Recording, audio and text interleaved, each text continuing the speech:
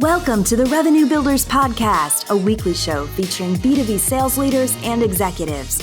Hosted by five-time CRO John McMahon and Force Management co-founder John Kaplan, the show goes behind the scenes with the people who have been there, done that, and seen the results. If you enjoy our content, please subscribe, rate, and review the show to help us reach more people. Revenue Builders is brought to you by Force Management. We help companies improve sales performance, executing the growth strategy at the point of sale. Find us at forcemanagement.com. Enjoy today's episode. Welcome to the Revenue Builders Podcast. I'm John McMahon, and my special guest today is Jim Pouliopoulos, best known as Pouli. Pouli started his career as an engineer at General Electric and GSI, now considers himself to be a recovering engineer. After being an engineer, Pouli was senior marketing manager at IBM for 12 years. And then for 5 years, Pouli had his own company where he was a growth coach helping entrepreneurs and executives enhance their mindset, their focus, and their results. Since then, Pouli's been a founding director of the professional sales program at Bentley University in Boston. Pouli also spent a number of years as a facilitator for Force Management. He holds a degree in electrical engineering from RPI, a bachelor's degree in electrical engineering from WPI. I don't know why anyone would want one of those. Pouli will talk about that. And an MBA from Bentley. Pouli's recently written a book titled How to Be a Wellbeing, Unofficial Rules to Live Every Day.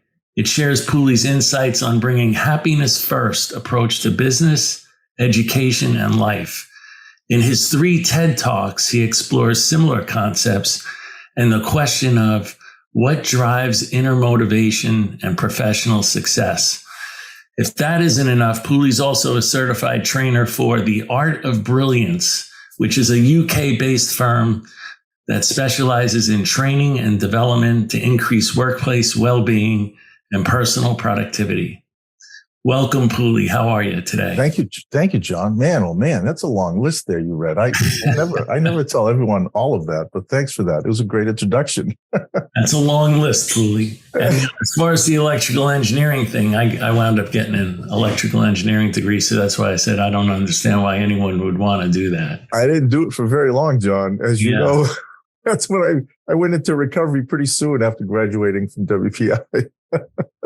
I realized that I was, when I graduated, there's no way I'm going to be a really great engineer. So I have to find something else. And that's what drove me into sales. So I'm lucky to get into it. Yeah. Same here. Same with me. So Pouli, you've written a book on well-being. You've performed, several TED Talks on finding happiness in our daily lives. Yep. And you refer to yourself as a happiness engineer. So let's start with a general question. What stops many people from being happy? So I think the main thing that stops people from being happy most of the time is a gap between their expectations of what's happening around them and the reality of their current situation. So I'll give you a quick example. When the pandemic first hit, right, and everyone thought, 2 weeks to flatten the curve, and then 2 months to flatten the curve, and 6 months to flatten the curve. And then, a year later, we're still wearing masks and running around wondering when it's going to end. The people that seemed to weather that the best were the folks that thought about it in terms of, I can't control whether or not this pandemic is going to end. I have no control over that. But if I fixate on the fact that it's continuing and going on and on, I'm just going to drive myself into a negative space mentally, right? The folks that weathered it better were the ones that looked at it and said, well, I've got to adjust my work, my approach to work. I've got to do it remotely, this and that. For a lot of people, that extra time of not commuting resulted in new hobbies, new, time with family. A lot of people made decisions during those 2-3 years when we were really, kind of in the midst of it to change their career path because they realized they had something else they wanted to do. That's the difference between people that, kind of use what they have in front of them and control what they can control versus waiting for the outside world to change. And I think that is what causes a lot of people to drift away from what makes them happy. And they worry too much about things outside their control. I read one of your statements that I found very powerful. And maybe it's what you just said speaks to that a little bit. you asked the question, could you be happier if nothing around you changed? Can you talk a little bit about that? Sure. Yeah. And I mean, the short answer to that is yes. Most people don't realize that, though. Most people think things around them have to change for them to be happier. But your happiness really is composed of just three, when they measure, researchers can measure happiness. That's the analytical part that I like. That's the happiness engineer part that I like, is there's actual research that you can point to that says they've measured happiness and they've studied it. And the main thing that comes out of it is this thing called the happiness formula or happiness equation. Half of your happiness really is sort of embedded in your DNA. So what they've determined is you're genetically predisposed to a set point in your happiness. It's kind of like buying a thermostat at a hardware store, right? It comes set at some temperature, but you can change that, right? You can change the thermostat. You can change your level of happiness. The other 50% is composed of 10% of it is external circumstances, the weather, pandemics, right? Everything going on outside of you has an effect on your happiness, but only about 10%. The other 40% is made up of things that you voluntarily do, where you voluntarily look, how much, media and news do you consume? What do you think about? What do you do? What do you focus on day in, day out? And that to me was sort of like this eye opener, which was, if you just focus on things that are positive on a daily basis, you will be happier. I always tell my audiences when I speak and do these keynotes about happiness, I am here to make 1 million people happier. That's my mission in life, right? To make 1 million people happier. But I don't tell them I'm going to make them happy. All I want them to do is learn how to just be a little happier tomorrow than they were today. You define what happy, the final sort of happy point is for you. But you can be happier if you just do a few simple things every day in general life. And I think salespeople can also incorporate a lot of these, skills and daily habits into their operation. So it's really just a matter of, what are you paying attention to, and what are you thinking about, and how are you treating other people? And that really leads to, increases in happiness if you just focus on a few simple things. And it really is very simple. And most people don't think about it on a daily basis. Yeah, I read your formula. It's happiness equals S. That's the set point I think you talked about. Plus C, your circumstances, and then the V. That's your viewpoint on things. V is your viewpoint, your voluntary actions, and and V is about 35 to 40% of your overall level. So you can really boost your happiness by 20, 30, 40% in any given period of time by just doing some things slightly differently.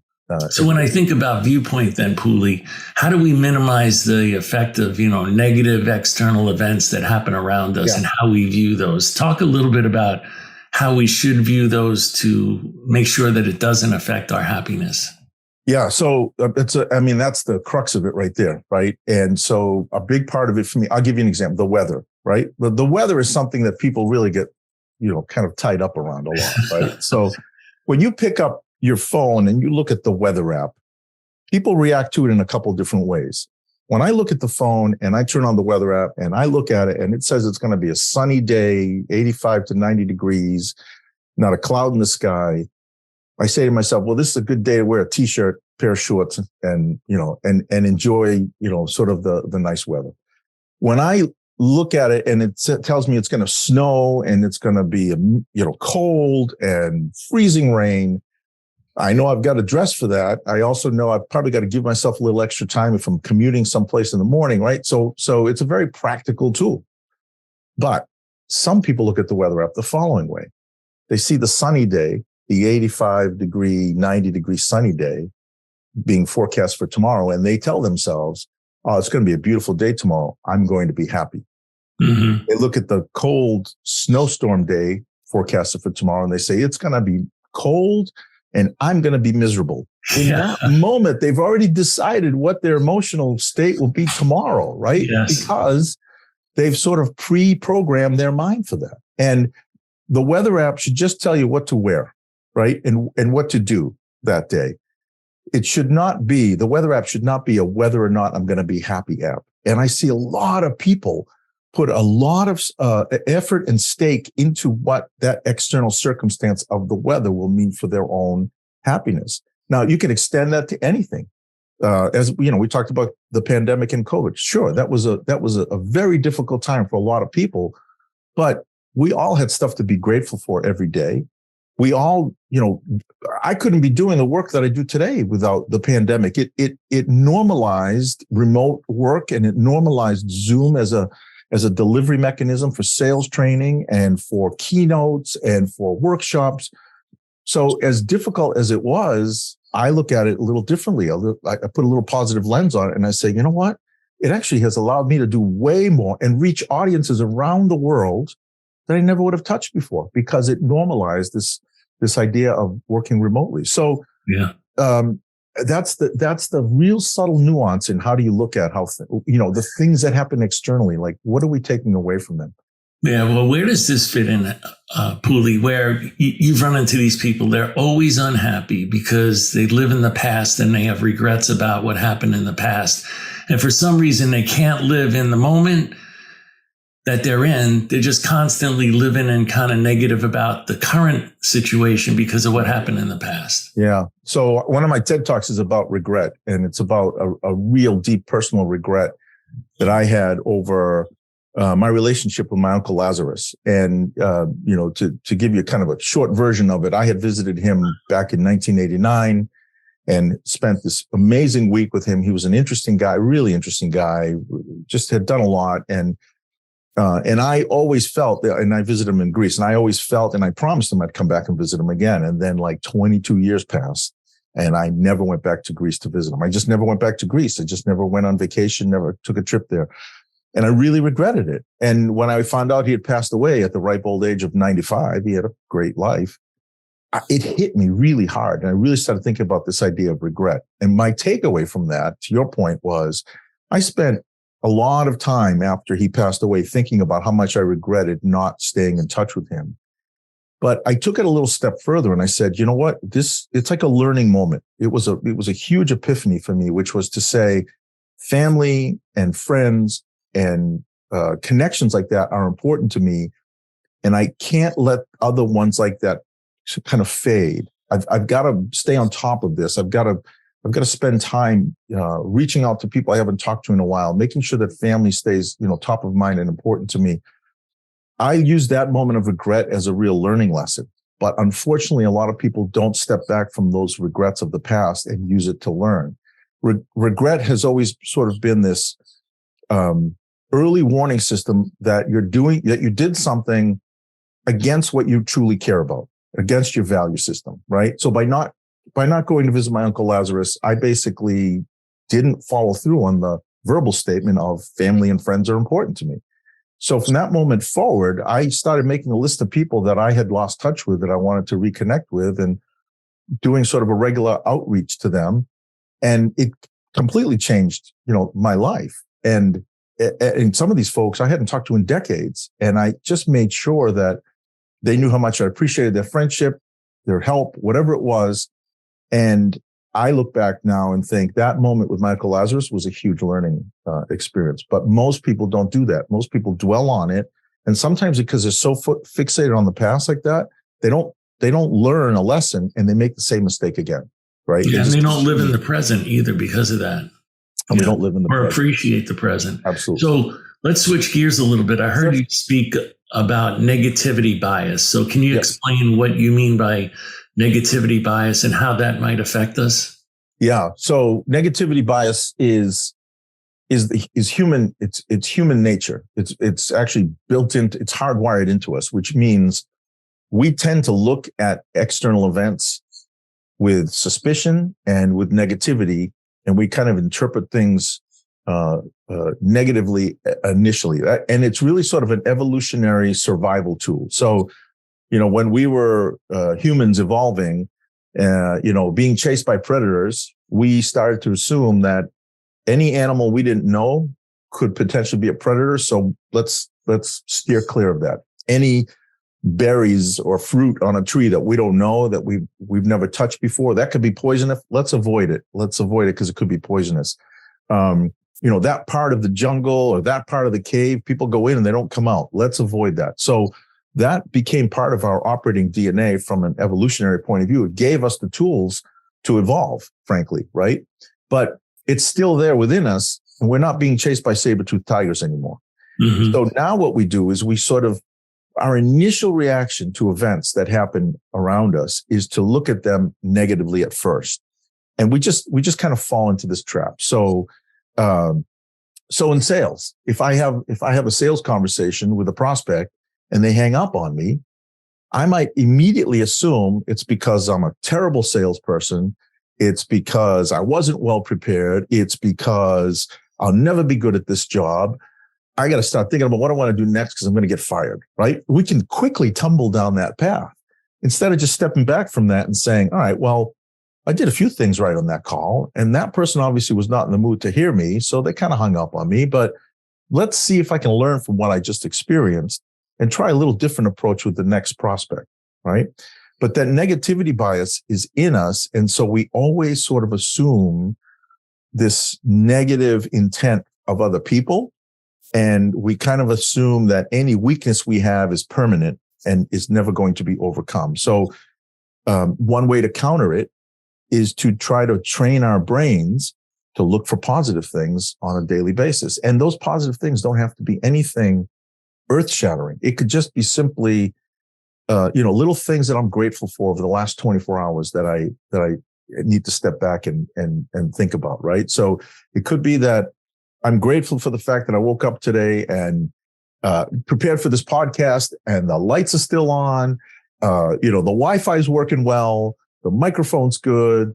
The folks that are cleaning my house right now, the power washer's out too loud, so we can have this conversation. If I just stop and think about those 3 or 4 things, it puts me in a better mood.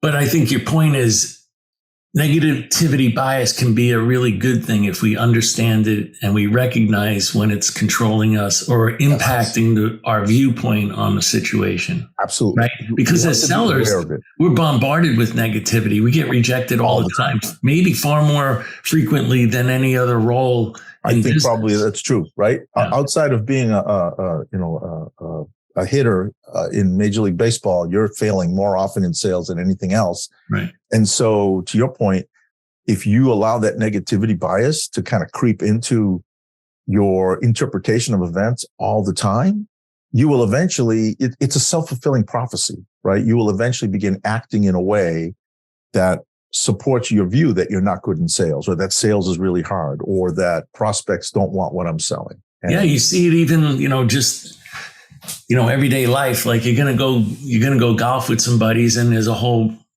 pond of water right in front of you. And you hear some guy saying, oh, every time I'm on this hole, I hit it in the water. Right. And I'm thinking, well, you're programming yourself to hit it back in the water again. Instead of saying to yourself, I see the water. That could be negative, but what I'm going to do is I'm going to blast this ball way over the pond. Right. But John, my favorite is when a guy pulls out a crappy golf ball to replace the really good golf ball they have when they're hitting over the water because they don't want to lose the good one in the water. Well, now they're really programming themselves to hit it. Really, it's like physically, you're physically assuming this is what's going to happen. And that is a perfect example of it. So if you go into a sales conversation or a meeting or a conversation with a spouse or a partner, and you're going into it with that negativity bias at the forefront, that conversation is not going to go well. That golf swing is not going to work well. What do they tell us about golf, right? You got to keep your eye on the ball, literally, as the club is striking the ball. You shouldn't even be looking at the water hazard, right? It shouldn't even be part of the equation, but we do because we're human. We're looking for danger. That's why they call it, a sand trap, right? It's a trap, right? Or a water hazard, right? Look at even the terminology we use in golf. So the act of thinking about the negative things can actually cause them to occur. Well, going back again with salespeople getting rejected all the time, shouldn't we then focus more on the process of selling versus trying to get a result on a sales call or a phone call or trying to close a meeting? Shouldn't we focus more on the process instead of the result? Yep. Yeah. Or maybe starting to shift, to the outcome of the sales conversation. I mean to the process instead of just the outcome. When I coach sellers, I tell them, and managers who are coaching their own sellers, one of the main learning outcomes I want them to have is stop fixating on how do I close this deal. We are in sales. We know closing the deal is why we're here. I get it, right? It's just like golf. I know my goal is to get the ball in the hole. I got it. I know that, but I don't have to think about that every time I'm swinging the club, right? In sales, the same thing happens. If you're just fixated on how do I get this deal to close? How do I get this deal to close? That sense of dread about it not closing causes that negativity bias to kind of vibrate a little bit inside of you. And then you begin to get desperate, and that desperation comes across, and the prospect gets nervous because they can sense the desperation, right? They can tell when you're pushing. So the better mindset is to go into that conversation and control what you can control, which is the types of questions you ask, how you ask them, the tone in your voice. And I always tell sellers, if you really struggle with this, step back and ask yourself, not how do I close this deal, but ask yourself, how do I help this person in front of me personally and professionally right now? How do I help them? If you go in thinking, how do I help that person in this moment, you will ask much better questions. You'll do a better job of building rapport. You'll do a much better job of identifying what pain they have and what they've tried to use in the past to solve that pain. And then if you're genuinely empathetic with that person, as you are with anybody else in your life, any personal friend or family member, they will trust you. And then you can move that conversation more naturally to a positive conclusion. And I think salespeople get so worried that the deal won't close. Why? Because it's negativity bias. They're worried about the deal not closing, as opposed to just worrying about how do I have a conversation with another human, which we do all the time, all day long with people that we're not selling to. Right. Just focus on having a positive conversation, That's it. closing, the deal in this call, right? Right. And managers can help in that regard too, right? Because if the manager is hammering you on how to close the deal, when are you going to close this? When are you going to close this? Of course, if I'm working for someone like that, that's all I'm thinking of, as opposed to a manager saying, what does this person need that you're speaking with today? How are you helping this person today? They can reinforce that mindset, right? It's a shift. It's subtle, but man, the results it produces are much better. Yeah. So Pouli, I want to switch gears kind of a little bit again. Sure. Yeah. I saw your 2x2 matrix, which was what you call a career satisfaction matrix. Yep. And it's really a matrix of skill versus happiness, right? Or enjoyment of your job. Right. The skill, for those listening, with skill on the x-axis and enjoyment or happiness on the y-axis. Yep. And maybe some people that are not engineers don't know what the X and Y axis are. But just think of a box with only 4 squares in it. There you go. And then you had failure and drudgery along the X axis, failure and aspiration along the Y axis, with the top right-hand corner being flow. Yeah. What'd you call it?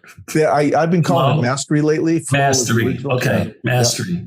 Yeah. All right. So let's talk a little bit about those different boxes and what the matrix really means to you. Yeah. So I came up with this partly because of my own career path. As you mentioned at the beginning, John, right? We're both engineers. We decided early on we wanted to be doing something more with people rather than with products and engineering.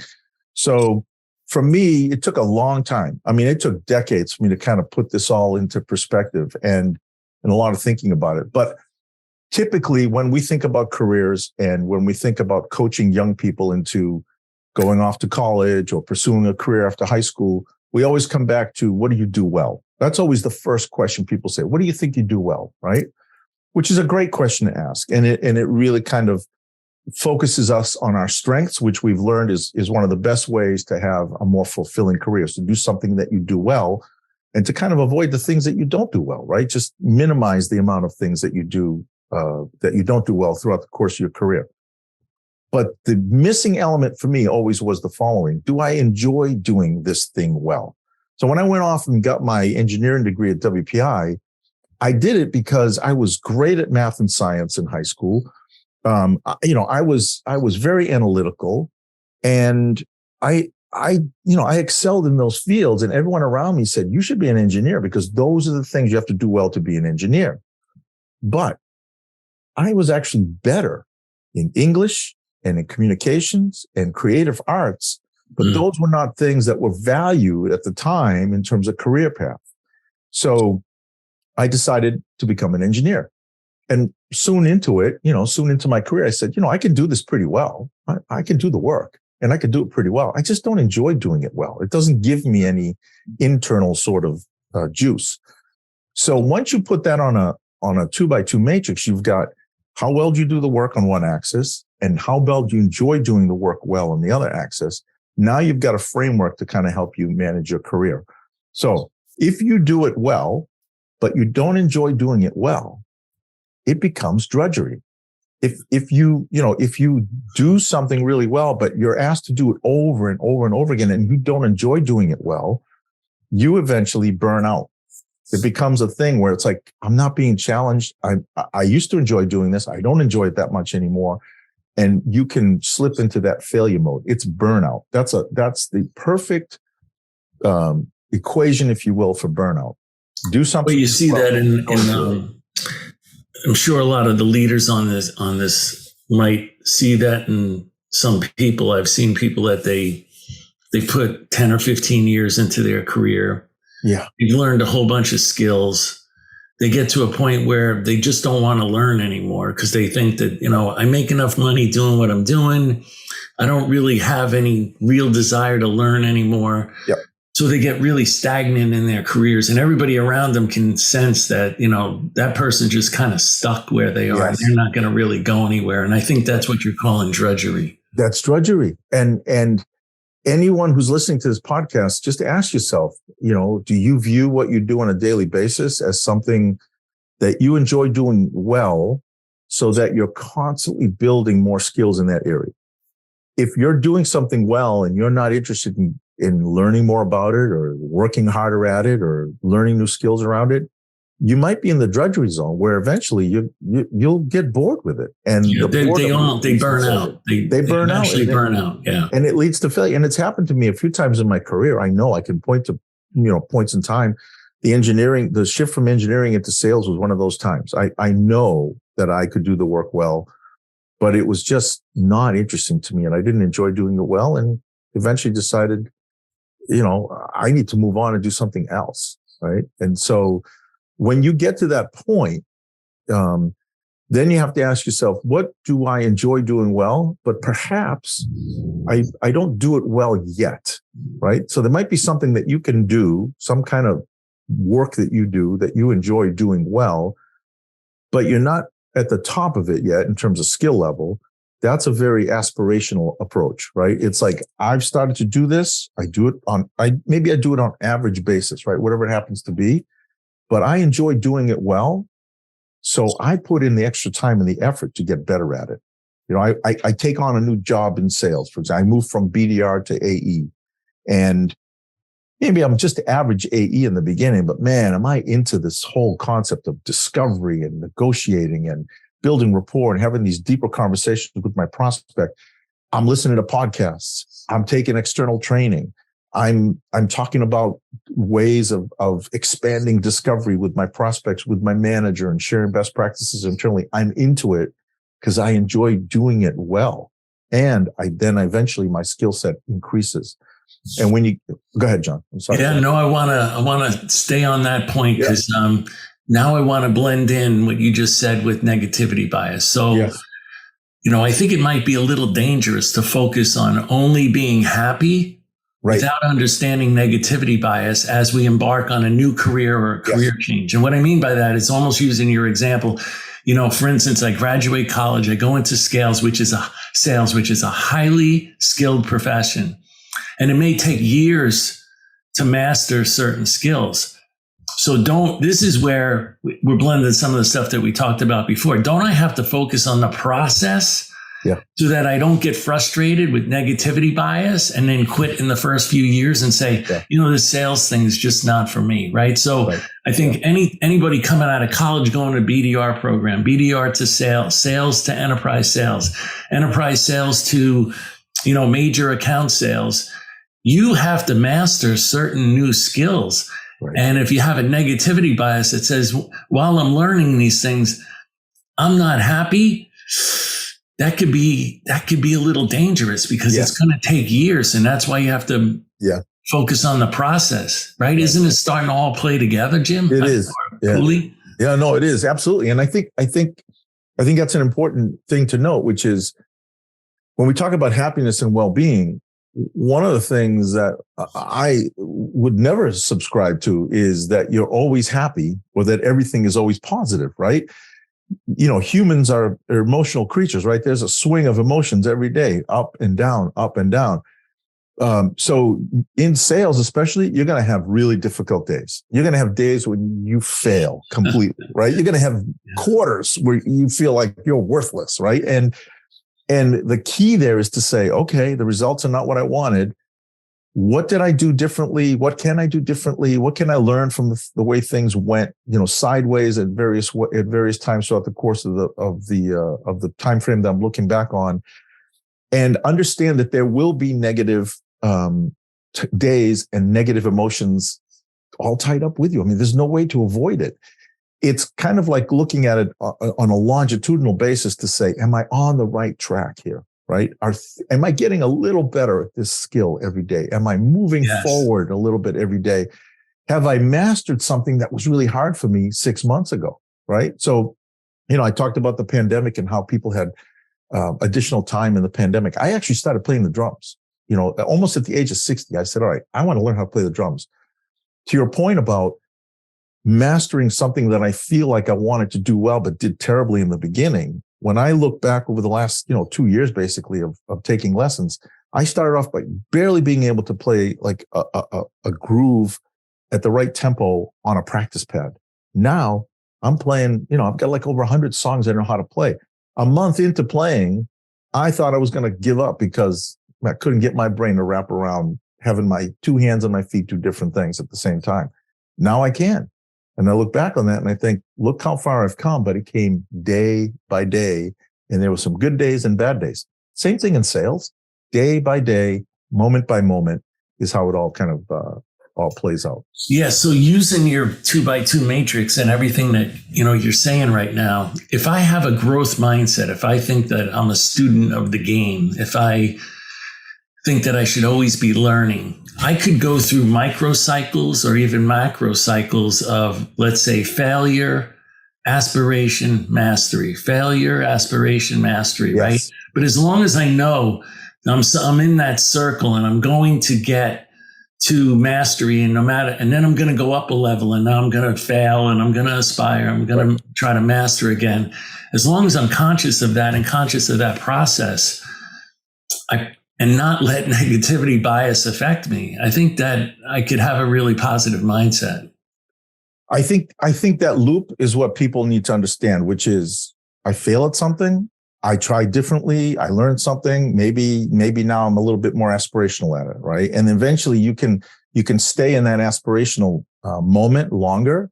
So, and then from there you can move into that mastery. In other words, when students ask me, when they graduate from Bentley and they ask me about career advice, one of the things I tell them is, do not pursue a career thinking it's going to be a linear set of steps from graduation to retirement, right?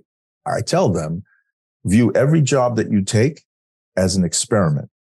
Go into it with a hypothesis. I think I'm going to like this job for the following reasons. I'm going to get to do the following types of things, and I'm going to have this kind of impact on my prospects and my clients, right?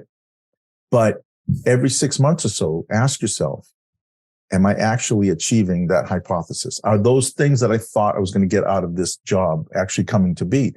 And if not, you've got to either, shift your behavior in the job, or you've got to shift into a different role, and just use that as a stepping stone to whatever the next challenge is.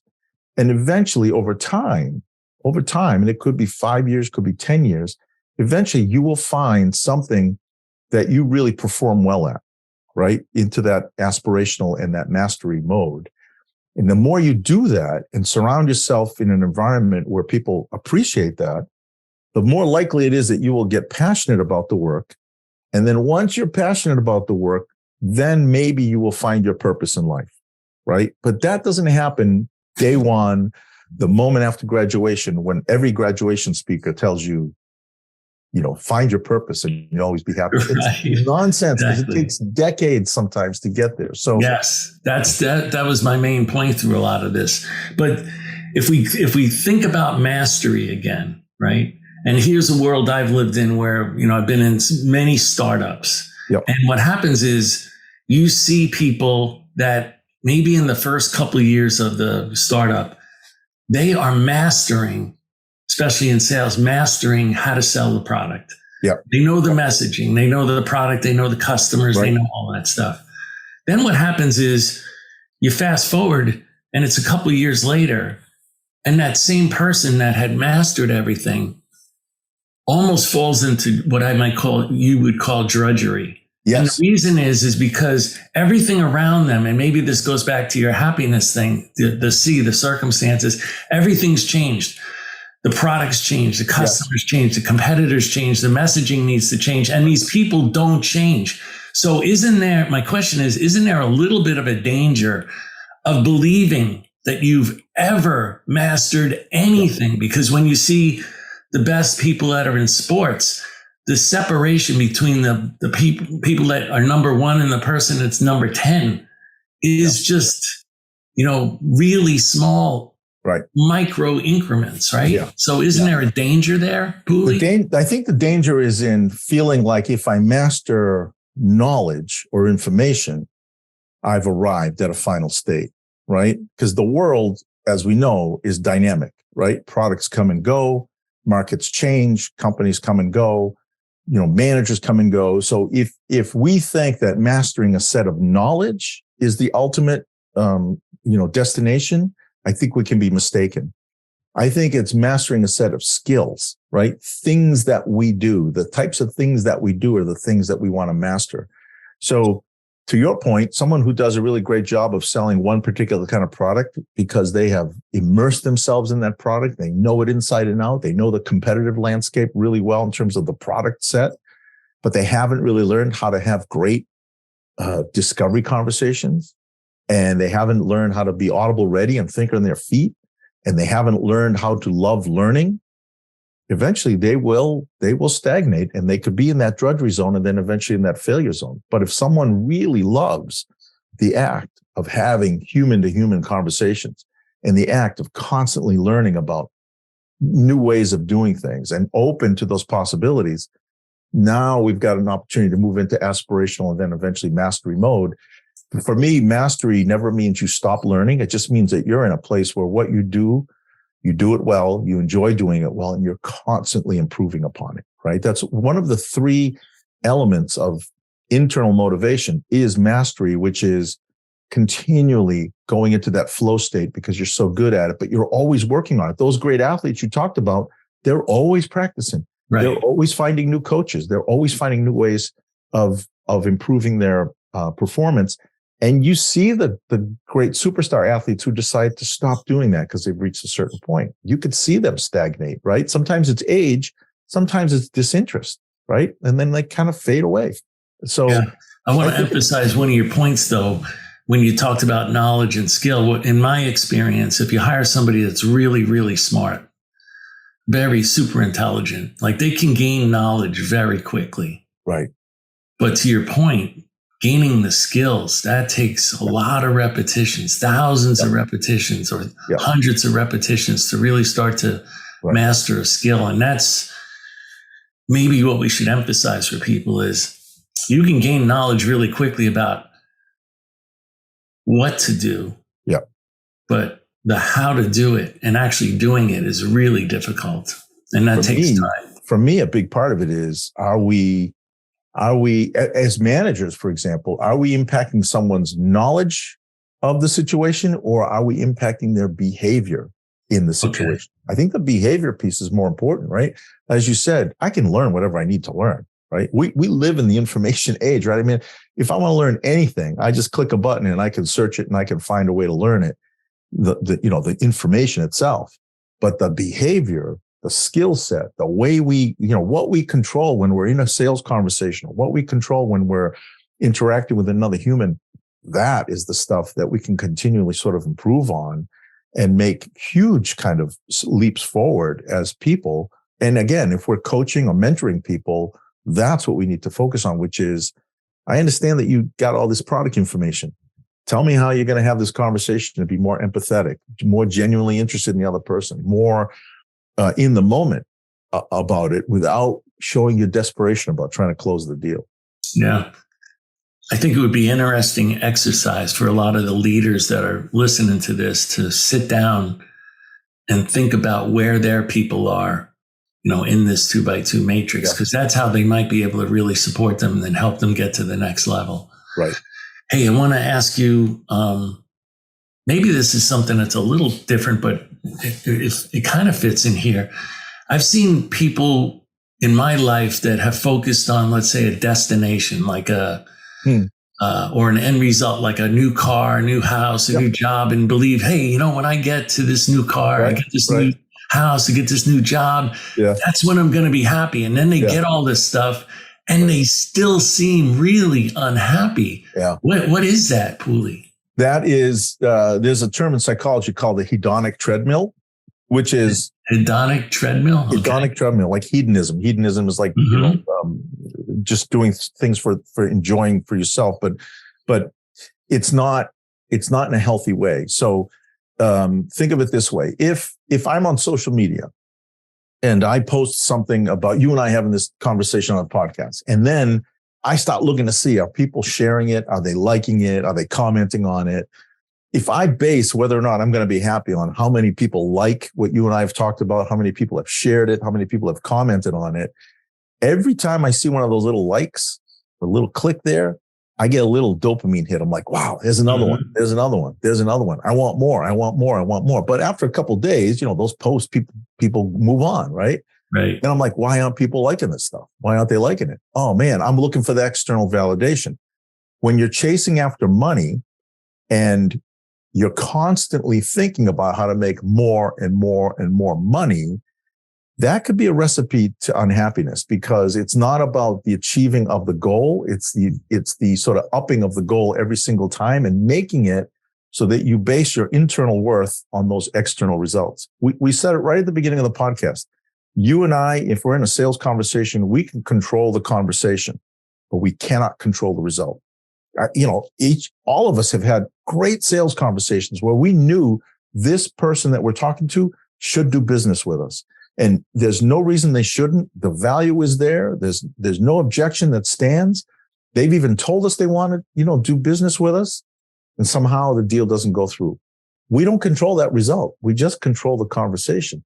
So the hedonic treadmill is the constant pursuit of ever more money, the constant pursuit of more wealth, the constant pursuit of more fame can make us miserable.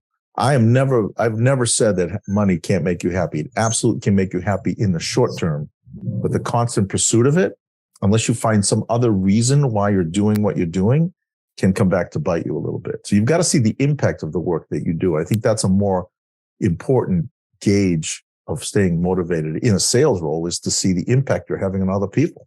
If you base your motivation on that, I think you'll be better served. Pouli, I want to go back to your happiness formula, S plus C plus V. Yep. And on S, which was your set point, you said that's in your DNA. And I'm going to go hire someone, and I'm looking at their character traits. Are there certain, and some of their behaviors during the interview, because I'm thinking about hiring them, are there certain characteristics like listening, curiosity, those types of character traits that you've seen or seen studies on that say these types of people can be happier in their jobs because they're maybe more willing to listen, they're more curious about the world around them, so they're maybe more willing to learn because they're also intelligent? I mean, can you expand on that at all? Yeah. So I don't know if like I don't know if I've seen studies about it, but I do know one thing, that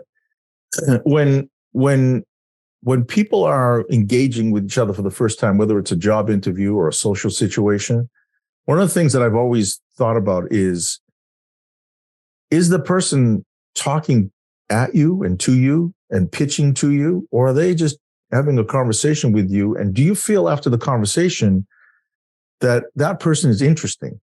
Right. And so for me, one of the things I have my students do, one of the exercises I do is I pair them up and I say, one of you is going to tell a story. The other one is going to listen and ask questions about the other person. I don't tell them ahead of time. Neither party knows what the other party is doing. I let the listener go in knowing that they're not supposed to inject anything about themselves, even if the story is about a vacation that the other student has been on, and maybe the listener has also been there, but they're not allowed to talk about that. Just ask questions, get deeper into the other person's psyche. What they report afterwards is, oh my gosh, I feel like I've got a new friend, a best friend, someone who really cared about me. For me, it comes back to, in order to be interesting, you have to be interested. So when I'm interviewing someone for a new role or just meeting someone for the first time, in my head, there's a little bit of a measurement going on, is how much time are they spent asking me about me and how much time are they telling me about them? If they're spending more of their time asking me about me, that's a great sign of an empathetic, genuinely interested person who would be great in sales, by the way, right? Especially today in these days, because the days of just pitching and making things happen are gone, long gone, right? So I know it's not a direct answer, but I always listen. Right. Are they asking me? You didn't actually answer the question. That's I know, okay. But I kind of think about the cocktail party. I gave you something to go research, though. Yeah, well, I will. Right? Like you're at a cocktail party, right? And you're talking to someone, and the whole time they're looking elsewhere, right? They want to go find someone else to talk to. Yeah. That's a bad sign, right? That's a bad sign. Pouli, one other thing. So you focus a lot of your discussions on the intersection, of sales, well-being, and personal productivity, which seems like a fantastic place to be. So how can the sellers that are listening, how can they arrive at that destination? Talk to us a little bit about that. So I think part of it is when it comes to the personal well-being and the happiness, everyone, not just sellers, but everyone on a daily basis, at the very least, take out a piece of paper, take out your notes app on your phone, and just write down 2 to 3 things that you're grateful for that day, the last 24 hours. If you really want to challenge yourself, try not to repeat an item for 30 days. In other words, if I joked earlier, like the Wi-Fi is working, if that's one of your things that you're grateful for today, don't talk about that tomorrow. What you're trying to do in that case is make sure that you are noting the positive things throughout the course of the day, so that that every day at 5 o'clock before you shut down for the day, or 6 o'clock, whatever time you kind of stop working, that you're holding yourself accountable just to write down 2 or 3 things that you're grateful for. Your brain eventually begins to look for those positive things throughout the course of the day, because your brain is wanting to successfully accomplish that task. So it's going to look but it also get that dopamine hit again. And then you get the dopamine hit, right? So that's one thing. The second thing, in terms of sort of productivity and your day-to-day kind of activity, I'm a big believer in creating sort of a model in your head for the ideal week and the ideal day. Now, ideal doesn't mean it's going to happen all the time, every week, every day, but we all have certain levels of energy that rise and fall throughout the course of the day. And if you know that in the morning is when you've got your best energy to be in front of a prospect or to be on the phone, then structure your day. So that's when you're making your calls, and that's when you're reaching out to people. And in the afternoons, if you think that's the quieter time for you in terms of energy level, that's maybe when you do your pre-call research, or vice versa. And of course, external appointments are going to drive your ultimate schedule. But if you have a kind of a sense of when your rhythm, your natural rhythm throughout the course of the day, you can kind of create a bit more of an ideal week that way. And one thing when I wrote the book, one of the things that I researched was sleep. And I'm starting to realize that in the last couple of decades, people have not slept enough, man. That you got to get 7 to 8 hours of sleep a night. It is such a magical it's a magic potion that a lot of people just don't understand how powerful it is. So for me, begin with allocating that 7 or 8 hours. It can't be 6. Don't tell me that you don't need a lot of sleep. Everyone needs that much. And then building kind of a life around that. I think those few things really lead people to be successful. One final thing, Pouli. What about setting goals? If I set my goals way too high, does that start to have an effect on my positive attitude, or maybe negative bias starts to? Yeah, I don't think, because I set them so high that I can't get to certain points within a reasonable amount of time, and somebody else needs to help me and say, hey, buddy, these are great goals, but you know what? No one has ever gotten there in the first 4 years. So let's start to set goals for, the week, the month, the quarter, the smaller increments, so that I can maintain more of a positive attitude and be happy. I think setting a big goal is great. I think over the years, what I've realized is the goal is nice. It could be a big goal, right? It could be a huge goal, whatever you want it to be. But way more important than the goal, what are the daily actions I think will take me to that goal? That's what we need to focus more on. Okay, focusing on the process again. On the process, right? If I say I want to lose 50 pounds, right? Fine. What does that mean, Pouli? What are you going to do to lose 50 pounds?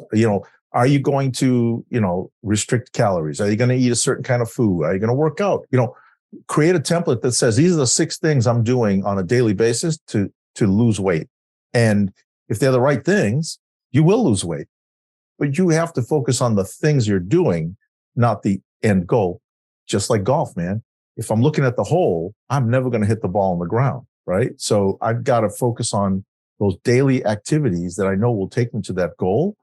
And whether or not I reach it is almost irrelevant, because as long as I've done the things I know will produce a certain result, my results should increase. Maybe I hit the goal, maybe I exceed it, but at least I know that I'm doing the things I enjoy doing well on a daily basis, and I'm tracking it. Maybe I have someone externally helping hold me accountable for doing those things on a daily basis. I think that's more important than the goal, is the daily actions, the things you can control. It really comes down to that. What can you control? Maybe one more, because I'm curious myself. Sure, Pouli. So what impact does our happiness or our emotions, whether we're happy or unhappy, have on our friends, our family, our coworkers? What have you seen there? So there's been actual research that shows if I approach the day, it's called the ripple effect. If I approach the day in a slightly happier mode, or if I'm in a happy mood, right, when I come across someone, the person I interact with, at the end of the day, when they measure their happiness, and researchers have done this, so they've actually done this, at the end of the day, what they find is that other person's happiness is 16% higher than it normally would be, because they interacted with me, who was happy in the morning. Now, person A, 16% happier, interacts with another person B. Their happiness will be 10% higher at the end of the day, because they were happier, because I was happier. And then person B interacts with person C. They will be 6% happier than they normally would be. It's a ripple effect that can, kind of go across. And think about it. If I run into 10 people today and I'm just in a better mood, and it's like an open Wi-Fi network, right? They attach to my positivity. So those 10 people meet 10 people of their own. That's 100 people. If those 100 people meet 10 people, that's 1,000 people that are 6% happier, just because I approach someone in the morning with a smile. Well, the world needs that, Pouli. Well, doesn't it really? I mean, this is the solution to so many problems, John. I think. Yeah. Well, Pouli, thanks so much for spending your precious time with us. It was really enjoyable. I appreciate it. My pleasure, John. It was a great conversation. I love talking about this stuff, as you can tell, and it was really great. It's fun. Yeah. So people have to look out for your book, and also some of your TED Talks. Yep. And again, the name of the book is How to Be a Wellbeing: Unofficial Rules to Live Every Day. Yep. And if they want to see my TED Talks, they can go to Pouli.com. If they want to see the TED Talks, they're all there. Pouli.com, Pouli.com. That's it. Yeah. Pretty simple, right? Thank you, Pouli. And thanks to everyone for listening to another episode of the Revenue Builders Podcast. Thanks for listening to today's episode. Be sure to check us out at forcemanagement.com.